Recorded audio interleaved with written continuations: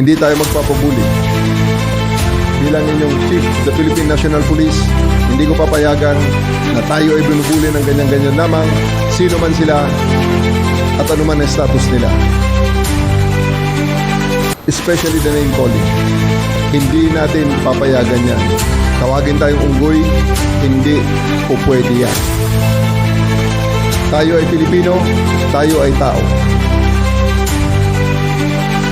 Dugo, luha at pawis ang puhunan ng ating mga ninuno para itayo ang pagiging Pilipino natin.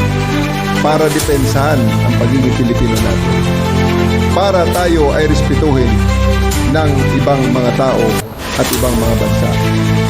Hindi tayo papayag na ito ay yurakan ng ganun-ganun lamang na hindi natin palalampasin ang mga bagay na ito. Obligasyon natin na itayo at depensahan ang ating pagka-Pilipino. Pulis tayo, we swear on that oath, we swear on that duty, at hindi natin aatrasan ang trabaho na yan. Kaya kung sino mang yuyurak sa ating pagkatao at sa ating mga kababayan,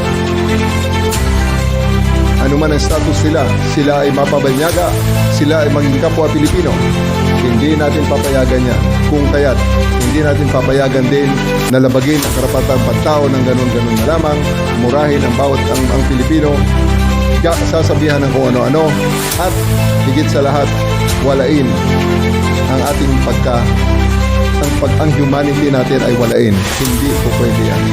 Sa ngayon, sarado natin ang chapter na yan. Pinakita natin, we stood up to the bully ran away. Maraming salamat sa inyong suporta sa bagay na yan. Palakpakan natin ang ating mga sarili.